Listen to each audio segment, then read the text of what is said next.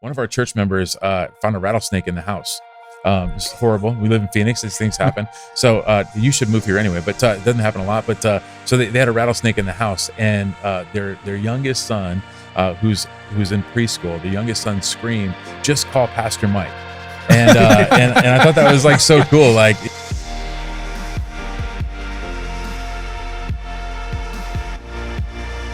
welcome to the podcast, Distinct People, Distinct Time, a conversation on congregational life in the 21st century. I'm today's host, Jeff Long, and with me are two pastors who have planted out of Valley Life Church in Phoenix, Arizona.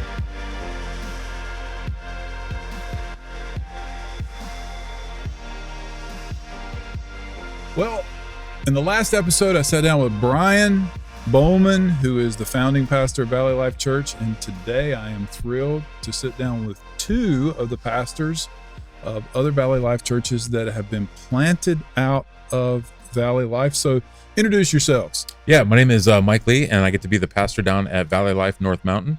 North Mountain and My name is Matthew Mueller. I'm the pastor of Valley Life Church, North Peoria. Peoria. All right, tell us a little bit about your family and your background. Yeah, so I born and raised in Colorado. Shortly after high school, joined the military, served for a while. That's where I met my wife, Tracy. I since have retired out of the military. We adopted our daughter, Briella, in 2018. And so it's just the three of us right now looking to adopt again in the near future.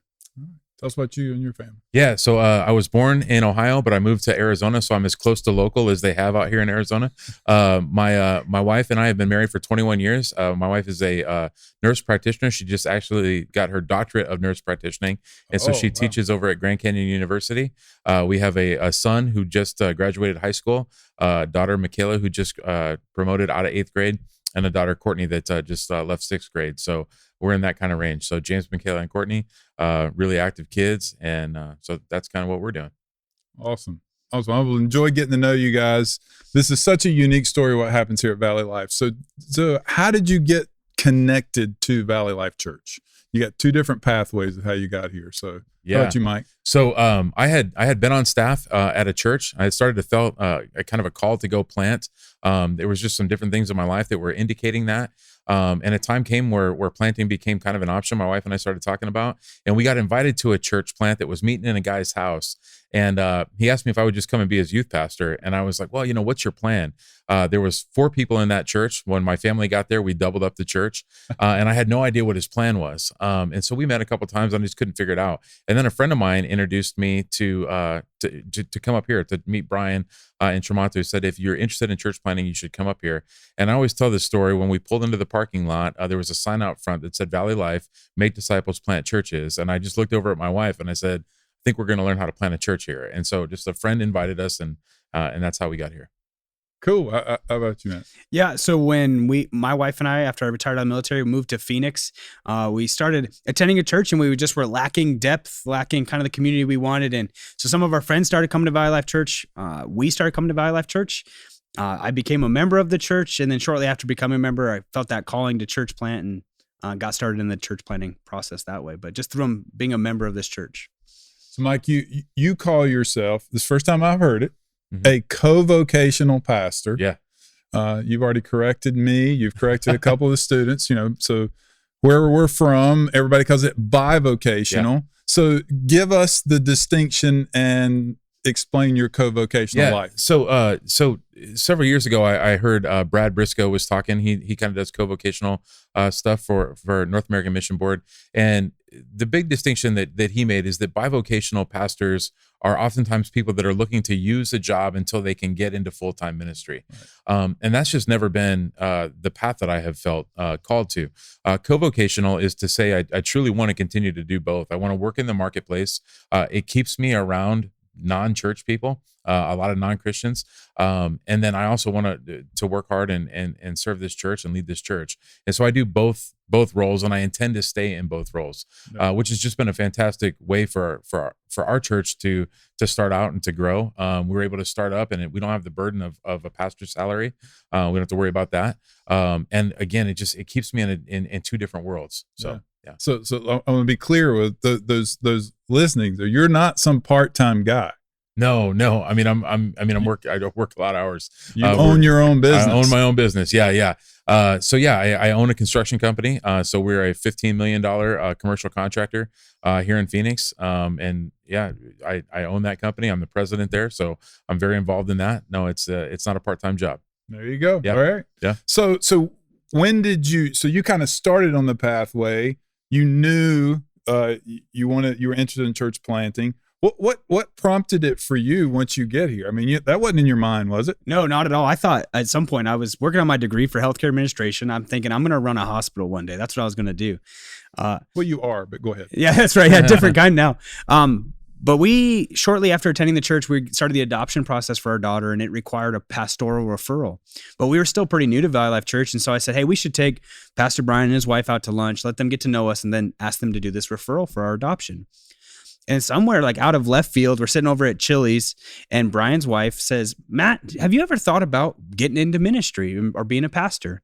And I was like, I've kind of like led some Bible studies when we were deployed. I kind of was a pseudo chaplain in the military, but no, like I've never really considered being a pastor.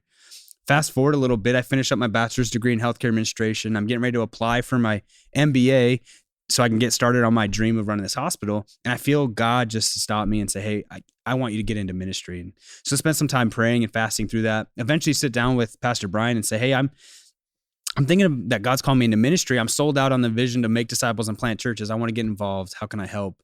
And Brian says, hey, we were actually thinking about asking you if you'd consider planting a church in North Peoria. And so it's kind of crazy confirmation of the call. And we got started right then. So I haven't asked you this yet, Mike. Mike, have you had any like formal training, seminary, anything like that? Haven't been to seminary. Nothing like that. Nothing like that. So both of you, then this fits. So what training has Valley Life given you?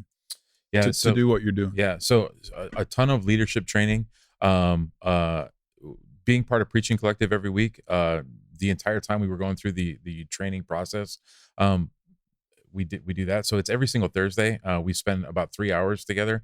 In the first, I guess, 18 months that I was here, it was just all about training how to plant a church, how to build a community group, how to lead a service team.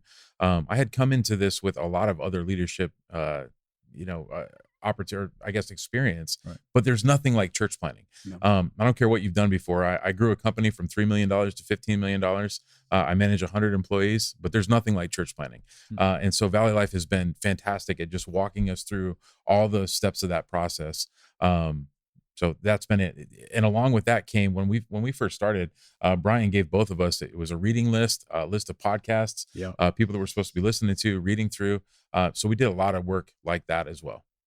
So what's been the most significant part of the training for you?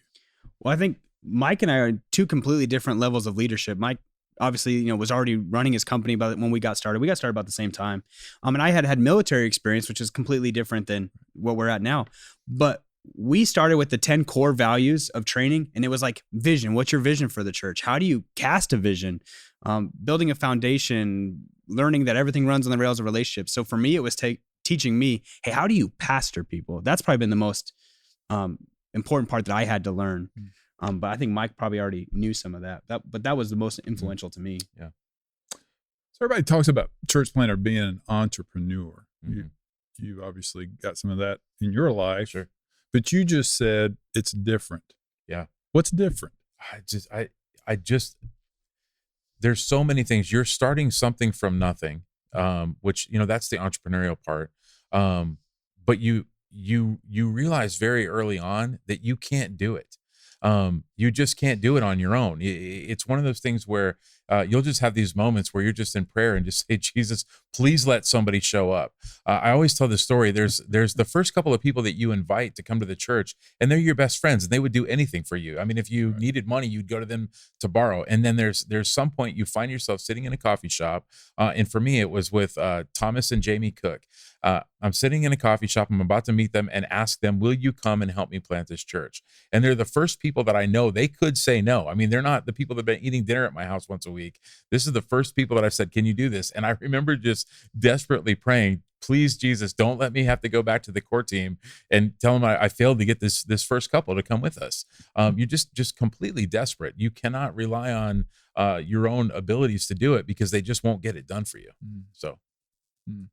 Yeah, I remember the first time like a friend dropped out of the core team. I remember it was like somebody's like, hey, I'm doing you a favor. We finally get into it. And he's like, hey, seems like you kind of got it figured out, and like leaves.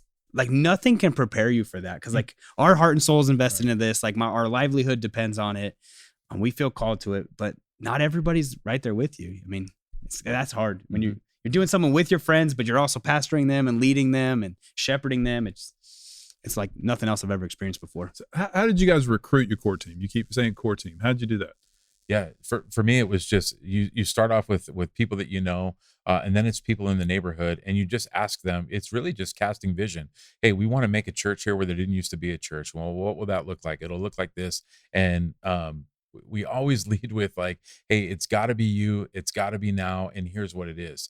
You never want to come across as desperate, like, hey, I need somebody to come help me do this. Because then they do feel like they're doing you a favor. You want to help them understand what it is that they can get to be a part of. So it's a lot of having people over at your house. Just come over to my house. We got sound equipment. You know how to do sound equipment. It's got to be you. It's got to be now. Show me how to work this thing, and let's figure this out together. So it was just a lot of that. Meeting people and then asking them to come and do this huge thing with you. What was pretty awesome in my training process is once I got to a certain point in the church planner internship and pipeline, Brian asked me to come be on staff for a year and get some in-depth ministry training. And so he brought me on as his director of guest services. So I was over everything from the parking lot through membership. So I walked people through baptism and getting into community group and service team and stuff like that. So I was meeting a bunch of new people. And so naturally there was kind of built up a relationship. And so people just started saying like, hey, we're going to help you go do that thing. But also it was for me working the lobby. Like, hey, you kind of live near North Peoria. Like, let's go do this thing. You obviously want to do it. Probably like a healthy amount of guilt tripping them a little bit too. Like, hey, we're doing this thing. You got to get in. You don't want to miss out. But so it's probably obvious, but I'm just going to ask. So at Parkville, we say we hold you with an open hand. So is that, we're at Tremonto at the original church right now. Is that the way it is here? Yep. Everybody's held with an open hand pretty much. Absolutely. So you're ready. If God calls you, go. Absolutely. Oh yeah. We had 3 families sell their house up here in Anthem by Valley Life Church Tremonto and move out there. Yeah. And Brian was totally for that. And he said one time in a sermon, he said, if Matt doesn't ask you to go help plant that church, then you should ask yourself what's wrong. Because he's like, I want all of you to go. He's like, you all could go tomorrow and we'll keep going. We'll keep planting churches. Yeah, there's a strong expectation. And Brian preaches about it all the time. It's a value of the staff. That if the church planner asks you to go, then you would go with, and he's happy for you to go. He would say you don't need a good reason to go. You would need a good reason not to go with one of our plants. And so even as we plant, we want that to be part of our DNA. I know at North Peoria or at North Mountain, we're already talking about planting a church out of there, and some of you will be asked to go, and I'll be so happy that you do go. So, yeah. So I want to talk about that, but first, let me ask: when did you start North Mountain? January 2019, we launched. So we did 3 preview services the months that led up to that, and then obviously the year before that, it's recruiting and building up that core team. So you were solid by the time COVID hits you, right? Yeah. So we're going good. We got our first year under our belt. We started to see some growth, and then COVID hits, and just really knocked us for a loop. We were meeting in an elementary school at the time. They closed it down. All the churches had to go into a period of online world. But as Tremonto opened back up and Surprise opened back up, and even as North Peoria was getting ready to launch, we still couldn't meet yet. The elementary school wouldn't let us back in, and eventually we were able to get into the high school. And kind of the way that we did that is they weren't letting anybody in either. But my son actually goes to that high school. He's the president of the student body. He's a captain of the football team. And I was talking to the athletic director. I was on the ball sanitation team. During this time in football, you were having to sanitize the balls every time somebody touched it. And so I went up to Lane and I just said, hey man, he's the athletic director. What would it take for me to get my church open back up in your school? And he's like, hey, you can't be talking to me about church. He is a completely different religion denomination. And I said, hey, I'm not. I just, what we're doing here. You know what we're about. We want to be part of this community. We want to be for the school. And so he took it to his boss, who eventually got us in there. So it was really cool, just leveraging that relationship. And now we're so ingrained in that school community as we meet there. So it's great. Now you, unlike him, who had some feet under you. Yeah. Yeah, we COVID hit you in the mouth, didn't it? Yeah, we had been training up I had no ministry experience when I started. And so I had spent 3 years training to get ready to be a pastor and ministry leader and church planner. And then on March 1st, 2020, Brian stands up here and commissions Valley Life North Peoria to go out, engage the city, make disciples, and plant a church with the plan of launching in September of 2020. So March 8th, we have like probably the best community outreach event I've ever had. We put on bounce house, hot dogs. We invited the whole community. We just flyered. We didn't even advertise online or anything. We had over 100 people not associated with our church show up. And it was fantastic. And we thought, man, we're going to crush this church planting game. And then March 15th happened. The world shut down. Right. COVID happened and none of us knew. And over time, our core group, which was like 50 people, grew down to like 30. Because people just started struggling with their faith. They didn't want to commit to church planting in the middle of a pandemic. And so even in the fall, when things started to open up, we went to the school board and we said, hey, like, can we rent a school? And they say, hey, we're not renting. We're just not going to do that. There's a school we've been loving on for 2 years, preparing to get in there and love the staff well, love the school well, but meet there. And they said, hey, we're just not doing it. But luckily, by the grace of God, another Southern Baptist church in the area said, hey, why don't you come use our spot Sunday nights? Just get ready, get your team together, preach the word of God to them, worship together, and grow your church that way.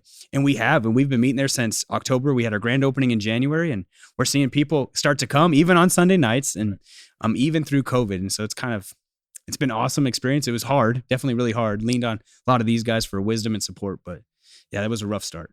Tell you a cool thing that happened in the van, because these kids are from the South. They're like, we can't believe another church is letting that church meet there when we left Sunday. Yeah, that was cool. What'd you start saying, Mike? Well, I say the thing about Matt that we saw in this, when we were going through assessment together, we must have had so many assessors ask us, they kept using this line, if you can do anything other than church plant, you should do that. Yeah. And it didn't make any sense to us because that's the only thing we wanted to do. But they said, if you could do anything else, do it.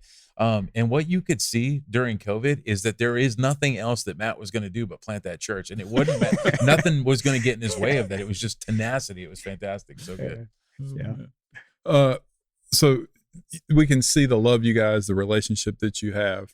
So just talk to me about the significance of the relationship among the pastors and among the Valley Life churches together. Also, like, we obviously all have the same mission of making disciples and planting churches, and we all hold the word of God tightly, all that. But more than that is that we are actually brothers. I care deeply about how Mike and his kids are doing, how Mike's family's doing. I care about how that church is doing. And when we first got started, the money income was really low. And Mike and one Sunday just stood up and told his church, hey, Valley Life North Peoria is getting started. Y'all should give, and we should just give to them. And they gave us over $7,500 in one Sunday and said, hey, make that happen.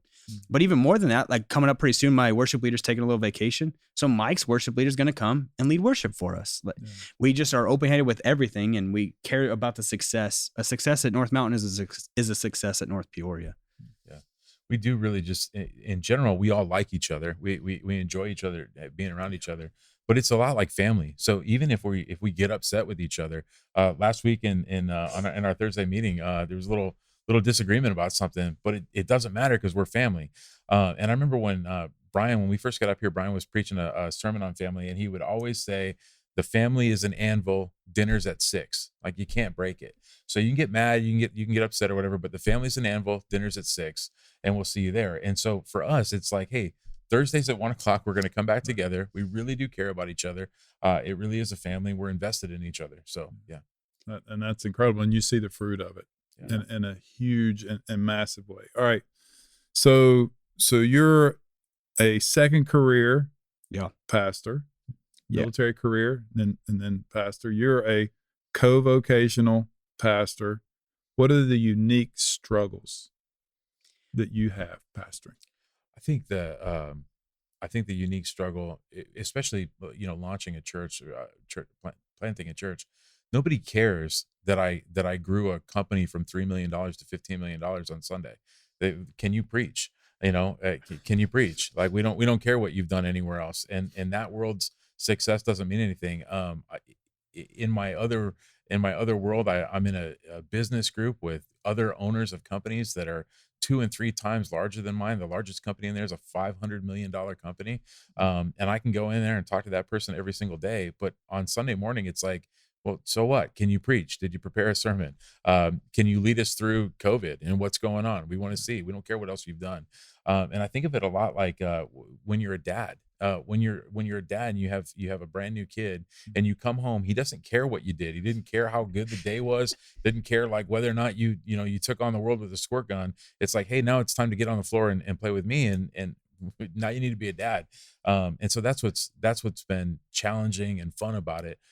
Is it's humbling. It's just this unbelievable reliance on Jesus. Like, hey, I need help with sermon prep this week because it was a rough week on the other front. So yeah, That's good. When I would say, like, coming out of the military, I thought that I was a good leader. I've had some of the best leadership experience. I mean, most people just give it to you. If you're in the military, well, that guy understands leadership. And I mean, I've been deployed. Like, I know I was a combat medic, like blood and bullets flying, all that stuff. I could handle that stress. But the stress of church planning is something entirely different. Like, to have people give you the permission that, hey, my marriage is falling apart. Will you come and pray with us? Can you share us the hope that we have in our marriage? It's something completely different. I thought the military was hard. This is completely different. It's harder, but the reward is so much higher. And also, like, I lead a team of volunteers. In the military, it was really easy. I just told them to do something or else they were going to do push-ups until they threw up. Like, I don't think my kids minister would appreciate that very much now. It's just completely different, trying to manage volunteers rather than manage employees, if you will. That's right. Leading volunteers is a massive challenge, pastoring, but it's also a great joy. So you talk about reward. Tell us what's the reward? What's the joy of this? Oh man, I'll go first because I'm so excited about it. But there's a guy who recently came to my church. He said he was a creaster. He only attended church on Christmas and Easter. He was a creaster. But somehow he ended up at my church because his sister-in-law came and they happened to be at her house when church started. So he came. He hears the gospel in a way he can understand it, and he gets hungry for it. He starts coming. And he ends up in our community group. And he asked us in the middle community group, he's like, hey, I just need to know. He said, the cross is bad, right? And I said, yeah, it's a form of capital punishment. It was awful. He said, then why do Christians celebrate it so much? Why do they get tattoos? Why do they wear cross necklaces if it's so bad? So then I get to explain to him the value of Jesus Christ dying on the cross for our sins. That's the kind of stuff that I'll take. Give me 2 of those a year and I will be on fire for the Lord. I mean, that lights a fire in my soul, and just to keep going, get the next one. That's the stuff that's encouraging to me. Yeah. I'll share 2 quick stories. We had just huge wins. I mean, I love all of it, but we had a couple. The guy started coming to church, and he basically told me he had to come to church because his girlfriend was upset with him because of the way he was living his life, and so he was trying to turn it around by coming to church. So he starts coming to the church. I ask him, hey, invite your girlfriend here. He ends up believing in Jesus for the first time. He ends up being part of our church. They end up getting married, and they recently just had their first baby. And she texted me after the baby was born and said, hey, pastor, he's doing a really good job of being a husband and a dad. And it's in part because of this church. Now, that's a huge win that it's discipleship that's happening. This guy didn't have a church. Another huge win that just happened a couple weeks ago. This is my favorite story right now, but one of our church members found a rattlesnake in the house. It's horrible. We live in Phoenix. These things happen. So you should move here anyway, but it doesn't happen a lot. But so they had a rattlesnake in the house, and their youngest son, who's in preschool, the youngest son screamed, "Just call Pastor Mike." And I thought that was like so cool. Like, just to have that kind of that space in somebody's life that would be the first thing he would think to do. You should just get Pastor Mike over here. He'll help. I thought that was cool that a family would share that kind of story with us. So there's just so many more better things about church planning than the hard parts of it. So it's fantastic. So Mike is and Matt, they are who you're hearing right now. So I'm following Mike down the road yesterday, and all of a sudden he takes a right turn into this business or boarded up business. What's next for Valley Life North Mountain? For Valley Life North Mountain, we have 2 huge dreams that we're praying for, and we covet prayers for this. We would eventually we love the partnership that we have at Thunderbird High School, but we would like to have our own building, and we specifically want a building that has a ministry relief center. So I kind of drove around with you and the team a little bit, and in a 3-mile radius, you see diversity in our neighborhood, and there's a lot of people that have plenty, and there's a lot of people that need a lot, and we don't want to just give them things. We want to give them hope. So we're praying for a ministry relief center where we can meet day-to-day needs that they have so that we can share the gospel with them. We want to help them further their education. We want to help single moms go back to school, provide a place where kids can be taken care of and loved on. We just really want to see a community transform. And you said when we were walking around that we're just in a real rough spot in that community. You said, how come this hasn't changed over yet? How come gentrification hasn't happened here? And the truth is that the Phoenix metropolitan area has so much urban sprawl. There's so much going on that some of these pockets are just being forgotten. But I know the gospel. The gospel can do it. Amen. And so we just want to take the gospel there. Amen. Amen. How about what's next in North Peoria? Very different community. Yeah, very different. You know, where we are in Phoenix, like the northwest part of the valley, it's one of the fastest growing areas of the valley. I mean, like 200 odd some people a day are moving to Maricopa County. It's just insane. And so for us, we want to get into a school, get to Sunday morning, because I think brand new people, when they're coming, they're going to say, hey, where's the grocery store? Where's the gym? And where's our church? And so I want that. But also I want to give there a place for these brand new people who are looking for community, a place to find gospel community and hear the church or hear the truth of the gospel. So get to Sunday morning. But the other thing that we're seeing already is there are so many people in our neighborhood and in our community that have never heard the gospel. Since we've just got started, we've already baptized like 6 people so far. We're on track to baptize almost 4 or 5 more in the next month. Like, we're going to continue to see all that. So what's next for us is we're going to be discipling those people, equipping them to be the next leaders, that hopefully the next church planner to go maybe with Mike's next church plan or the next church planner that comes out. Hopefully they'll be equipped and ready to go to do the same thing. Yeah. I am very excited about the relationship we have together as local churches, Parkwood and through Valley Life. So talk to the members of our church or other churches that listen to this podcast, pastors and others. How could we support you? Yeah, I think for me, there's 3 big ways. One is prayer. Man, because we're on the front lines of spiritual warfare and fighting the darkness with the truth of the gospel, like pray for us, pray for our families and for the church members and their families, but pray and come out here. I mean, get a taste for what God is doing out here in the West, in these churches and in these church plants, and seeing lives changed. I promise you would not leave here the same way you came in. You'd be totally changed by that.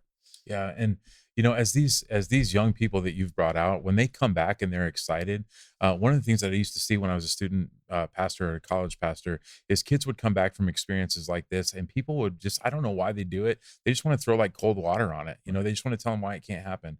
And so to the people at Parkwood, as these young people are coming back fired up, one of them was driving in my truck with me and said he feels called to come out here and plant a church. Right. And fan that flame. That's right. If they're being called, don't get in their way. I think there was nothing more encouraging as we started saying things like, hey, I think we're going to plant a church. Those people that said, hey, we're for you. That's great. How can we pray for that? We want to encourage you to do that. That was like life-giving water. And so be that for these teams that are coming out. We'd love it to see them out here. And I'll say this, yesterday, Parkwood has been loving on me really well recently. We got partnered with a growth group at Parkwood. Yesterday, I got home to a package from a growth group there that had books and resources from me, had a letter to my wife and I, had like a little goodie bag, a care bag for my wife. And there was kid books from my daughter and like a handwritten and hand-painted like letter B, because her name's Briella. That stuff was so good for my family. That lets me know that there's a whole church out there that just is praying for me, cares for my family enough to know my daughter, her age. And that kind of stuff is fuel for me too. So I'm encouraged by you. I had no idea about that. Oh, yeah. So I'm encouraged about Parkwood and the local church I'm a part of. Guys, this has been great, and I can't wait. We're midweek. I've been with you. Now I switch with the group, and I come to get to hang out with you, and this has been exciting. Thank you guys for sitting down. Thank you for having us. Thank you for having us. This has been an episode of Distinct People, Distinct Time, a ministry of Parkwood Baptist Church, where we exist to glorify God by laboring together for the growth of all believers while going with the gospel to all peoples. You can learn more about Parkwood by going to parkwoodonline.org, and you can find resources like this one from the church by going to parkwoodresources.org.